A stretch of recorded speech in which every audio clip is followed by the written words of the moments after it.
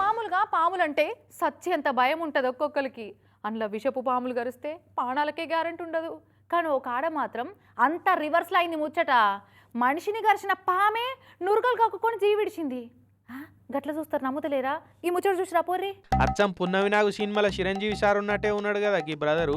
ఈయనను కాటేసిన పాము 5 నిమిషాలలోనే గిలగిల కొట్టుకుంటా జీవిడిచిందట. మధ్యప్రదేశ్లో ఉన్న కుత్సోడే అనే ఊర్లో అయింది కథ. సచిన్ ఈ బ్రదరు బైకు మెకానిక్ కొలువు చేస్తున్నాడట.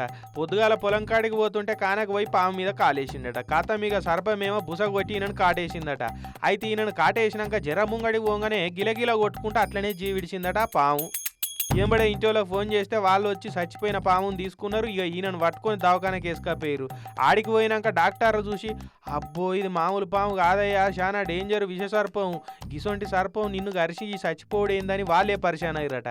ఏంది సచి నువ్వు గిట్లయిందని ఆయనను అడిగితే, ఏమో అన్న నేను చిన్నప్పటి నుంచి ఏప పుల్లలు, కానుగా, మామిడి, నేరేడు, పనసాసంటి చెట్ల పుల్లలనే పరగడ పుల్ల లెక్క ఇరుసుకొని పండ్లు తోముకుంటుంటి.